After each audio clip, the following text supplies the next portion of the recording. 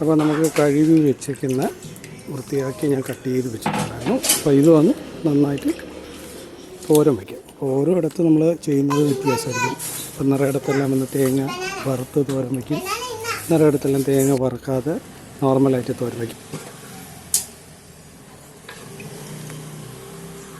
ഞാൻ വന്ന് തേങ്ങ വറുക്കാതെയാണ് ചെയ്യുന്നത്. തേങ്ങ വറുത്തുള്ളത് നെക്സ്റ്റ് ടൈം ഞാൻ ചെയ്യാം. അതുപോലെ തന്നെ തേങ്ങ വറുത്തത് പിന്നെ അതല്ലാതെ മുളക് പൊടി മല്ലിപ്പൊടി മാത്രം വെച്ച് നന്നായിട്ട് ഒന്ന് ഡ്രൈ ഫ്രൈ ചെയ്യാം. അപ്പോൾ ഇത് നന്നായിട്ട് കഴുകിയതാണ്. അപ്പോൾ ഇതാണ് ഞാൻ വന്ന് നന്നായിട്ടൊന്ന് തോരൻ വയ്ക്കാൻ പോകുന്നത്. നമുക്ക് മീനുകളിൽ ഏറ്റവും ഇഷ്ടപ്പെട്ടതെന്ന് പറയുന്നത് കണവ, കൊഞ്ച്, ഞണ്ട്, ഇതൊക്കെയാണ് ആദ്യം നമുക്ക് എല്ലാവർക്കും ഇഷ്ടപ്പെടുന്നത്. അത് കഴിഞ്ഞിട്ടായിരിക്കും കേര, മോത, പിന്നെ അതുപോലെ തന്നെ വാളഞ്ചി, അങ്ങനെ കുറേ മീനുകളൊക്കെ. കാര്യം എന്ന് വെച്ച് കഴിഞ്ഞാൽ പൊരിക്കുന്ന തരത്തിലുള്ള മീനുകൾ സെപ്പറേറ്റ്. ഈ മീനുകളിൽ ഏറ്റവും ടേസ്റ്റ് ഉള്ളതെന്ന് തെരണ്ടിയാണ്. അപ്പോൾ എങ്ങനെയായാലും നമുക്കൊരു കാര്യം, ഇതിൽ ഞാൻ കുറച്ച് നന്നായിട്ട് കുരുമുളക് ഇട്ടിട്ടുണ്ട്, പിന്നെ ശകലം ഉപ്പ് ഇട്ടിട്ടുണ്ട്, പിന്നെ ഇഞ്ചി, വെളുത്തുള്ളി, ചെറിയ ഉള്ളിയും കൂടെ കുറച്ച് ചതച്ചിടുന്നുണ്ട്. അപ്പോൾ നന്നായിട്ട് കുക്കാവണം. ഇതിൽ മെയിൻ എന്നാൽ നന്നായിട്ട് കുക്കായാൽ മാത്രമേ നമുക്ക് കഴിക്കുമ്പോൾ നല്ല സോഫ്റ്റായിട്ട് ഇരിക്കത്തുള്ളൂ. എൻ്റെ അമ്മ ഈ കണവ വയ്ക്കുമ്പോൾ പ്രത്യേകിച്ച് പറഞ്ഞുതരും. കാര്യം എന്ന് വെച്ച് കഴിഞ്ഞാൽ കുരുമുളക് നന്നായിട്ടിട്ട് വെളുത്തുള്ളി, ഇഞ്ചി എല്ലാം നന്നായിട്ട് ഇടാൻ വേണ്ടി പറയും. അതിൻ്റെ കൂടെ തന്നെ നിറയെ കൊച്ചുള്ളിയും കൂടെ ഇടാൻ പറയും. ഇടാൻ പറയുന്ന കാര്യം എന്ന് വെച്ച് കഴിഞ്ഞാൽ എപ്പോഴും ചോദിക്കുക എന്തിനാണ് കുത്തിയിടുന്നത്. അപ്പോൾ പറയും ചില കുട്ടികൾക്കായാലും ചിലവർക്കായാലും ചിലപ്പോൾ പെട്ടെന്ന് വയറ്റിന് പിടിക്കത്തില്ല കണവ. അപ്പോൾ അതുകൊണ്ട് മാത്രമാണ് നമ്മൾ കൂടുതൽ ഇഞ്ചി, വെളുത്തുള്ളി, കുരുമുളക്, കൊച്ചുള്ളി ഇട്ട് നന്നായിട്ട് ചെയ്യാൻ പറയുന്നത്. അപ്പോൾ അതൊക്കെ ആയിരിക്കും ഞാനും എപ്പോഴും കണ്ടിന്യൂ ചെയ്യുന്നത്. അമ്മ പറഞ്ഞു തന്നതുപോലെ തന്നെയാണ് ഞാൻ ചെയ്യുന്നത്.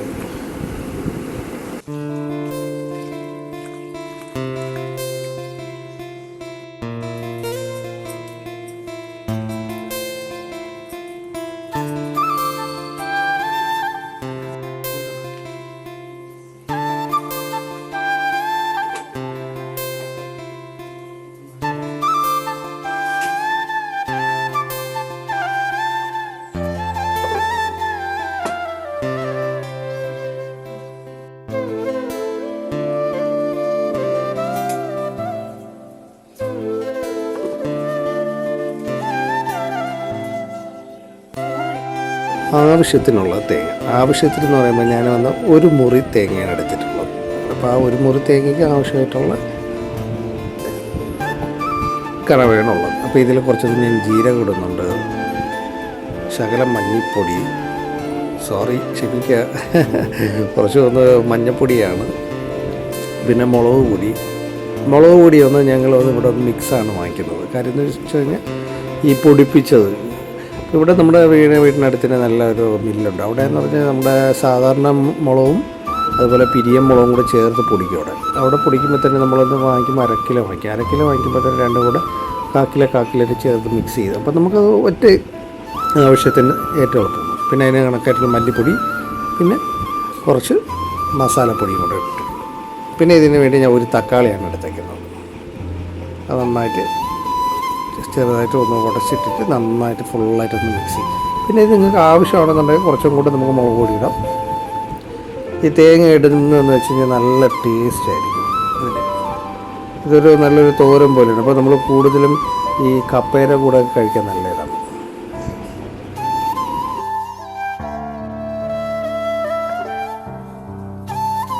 ഇത് നന്നായിട്ട് കുക്കായി വന്നിട്ടുണ്ട്. അപ്പോൾ കൂടുതലും ഞാൻ ചെറിയ സമയത്തൊക്കെ ഞാൻ ചെയ്യുമ്പോൾ ഈ ചെറിയ ഉള്ളി ഒന്ന് ചെറുതായിട്ട് എണ്ണയിലിട്ടൊന്ന് വറുത്തിട്ടിടുമ്പോൾ അതിൻ്റെ കളർ ചേഞ്ച് ചെയ്യും. അപ്പോൾ അതിനൊരു ടേസ്റ്റ് ഉണ്ട്. നമ്മൾ പല രീതിയിൽ നമുക്ക് ഫുഡ് ഒന്ന് പ്രിപ്പയർ ചെയ്യാൻ പറ്റും. എനിക്ക് നല്ലൊരു പാഷനാണ്. എന്ന് വെച്ചാൽ എനിക്ക് എൻ്റെ ജോലിയുടെ ഇതിലായാലും കൂടെ തന്നെ കുക്കിംഗ് എന്ന് പറഞ്ഞാൽ എനിക്ക് ഭയങ്കര ഇഷ്ടം.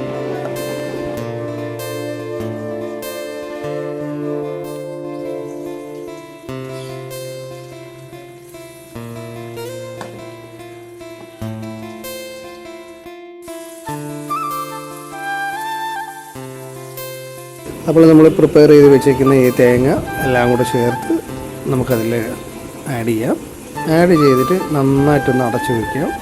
അപ്പോൾ അതിൻ്റെ ഒരു നല്ലൊരു മസാലയുടെ കൂട്ടിൻ്റെ മണവും എല്ലാം കൂടെ ചേർന്നായിരിക്കും അതിൽ വരുന്നത്. കഴിഞ്ഞ് കുറച്ച് കഴിയുമ്പോൾ നന്നായിട്ടൊന്ന് മിക്സ് ചെയ്ത് കൊടുക്കും. എത്രത്തോളം ഒന്ന് നന്നായിട്ട് മിക്സ് ചെയ്ത് കൊടുക്കുന്നതനുസരിച്ച് അതിനനുസരിച്ച് ഫുള്ളായിട്ട് കണവയ്ക്ക് ഈ തേങ്ങയും എരിയും ഫുള്ളായിട്ടുള്ള ആ ടേസ്റ്റ് അതിലേക്ക്. പിന്നെ ഇതിൽ ഈ കുറച്ചും കൂടെ നമ്മളൊന്ന് കളറായിട്ടാണ് വരണമെന്നുണ്ടെങ്കിൽ നമ്മൾ യൂസ് ചെയ്യുന്ന മുളക് പൊടി എന്ന് പറയുന്ന മിക്സാണല്ലോ. അപ്പം നമുക്കൊന്ന് 2 സ്പൂൺ ഇടണമെങ്കിൽ നമുക്കൊന്ന് 1 സ്പൂൺ കൂടെ വീണ്ടും ഒന്ന് എക്സ്ട്രാ ഇടാം. കാര്യം എന്ന് വെച്ചാൽ അത്രയ്ക്ക് എരി കാണത്തില്ല. അപ്പോൾ രണ്ടും കൂടെ മിക്സായിട്ടാണല്ലോ വരുന്നത്. അപ്പോൾ ഞാൻ ഇതിന് വേണ്ടി ഞാൻ കുറച്ചും കൂടെ മുളക് പൊടി ഇതിൽ ആഡ് ചെയ്യുന്നത്. അപ്പോൾ നിങ്ങൾക്ക് ഇഷ്ടപ്പെടുന്നെങ്കിൽ അതനുസരിച്ച് നിങ്ങൾക്ക് എരി കൂടുതലോ ഇല്ലെങ്കിൽ കളർ കുറച്ചും കൂടെ ഒന്ന് മാറണമെന്നുണ്ടെങ്കിൽ കൂടെ തന്നെ ആ മുളക് പൊടി അതിൻ്റേതായ രീതിയിൽ ഇട്ടിരുന്നാൽ മതി. പിന്നെ നല്ലതെന്ന് പറഞ്ഞാൽ കുറച്ച് വെളിച്ചെണ്ണയും കൂടെ ഇത് ഇറക്കി വയ്ക്കുന്നതിന് മുമ്പ് തന്നെ കുറച്ച് വെളിച്ചെണ്ണയും കൂടെ ചേർത്ത് ആയിരിക്കും ഇറക്കി വയ്ക്കുന്നത്. അപ്പോൾ അതിൽ ഈ കണവരെ ജ്യൂസ് എല്ലാം വന്ന് ഈ തേങ്ങയിലൊക്കെ ചേർന്ന് അപ്പോൾ അതിൽ മസാലയും കൂടെ ചേർത്തായിരിക്കും ഇത് വരുന്നത്. അപ്പോൾ അങ്ങനെ വന്ന് ആ വെള്ളമൊക്കെ ഒന്ന് വറ്റിയുമ്പോൾ ഇത് കുറച്ചും കൂടെ ഒന്ന് ചുരുങ്ങും, നല്ലൊരു കളറ് മാറും. പിന്നെ അതിൻ്റെ ഒരു ടേസ്റ്റ് ആയിരിക്കും. ആവശ്യത്തിന് ഇതിന് ഉപ്പും കൂടെ ചേർക്കണം. ഒത്തിരി പേരൊക്കെ ഇതേപോലെ ഈ കണവയൊക്കെ ഇതേപോലെ ചെയ്ത് കഴിഞ്ഞതിന് ശേഷം കടുക് വറുത്തൊക്കെ ഇടുന്നുണ്ട്. അങ്ങനെയൊക്കെ ചെയ്യാം. ഇത് ഞാൻ അങ്ങനെ കടുകൊന്നും വറുക്കുന്നില്ല, നോർമലായിട്ട് വീട്ടിൽ പെട്ടെന്ന് ചെയ്യുന്നതൊക്കെ ആയിട്ടുണ്ട്. ഇത് നന്നായിട്ട് കുക്കായി വെക്കുക. നന്നായിട്ട് മിക്സ് ചെയ്തതിന് ശേഷം ഒരു 5 മിനിറ്റ് അടച്ചു വെച്ച് നന്നായിട്ടൊന്ന് കുക്ക് ചെയ്യണം. അപ്പോൾ അതിൻ്റെ അകത്ത് തന്നെ ഈ മസാലയും പിടിക്കും. പിന്നെ അതിൻ്റെ വെള്ളമെല്ലാം അതിൻ്റെ കൂടെ ചേർന്ന് പിന്നെ എണ്ണ അതിലൊന്ന് ഞാനതിൽ ചേർത്തിട്ടുണ്ടായിരുന്നു. അപ്പോൾ അതെല്ലാം കൂടെ ചേർന്ന് റെഡിയാവും. അപ്പോൾ നമ്മുടെ കണവ തോരൻ റെഡിയായി. ഇത് നമ്മൾ കഴിക്കാൻ. ഇതുപോലെ നിങ്ങൾ വീട്ടിലുണ്ടാക്കുക. For watching my small channel, like and support me.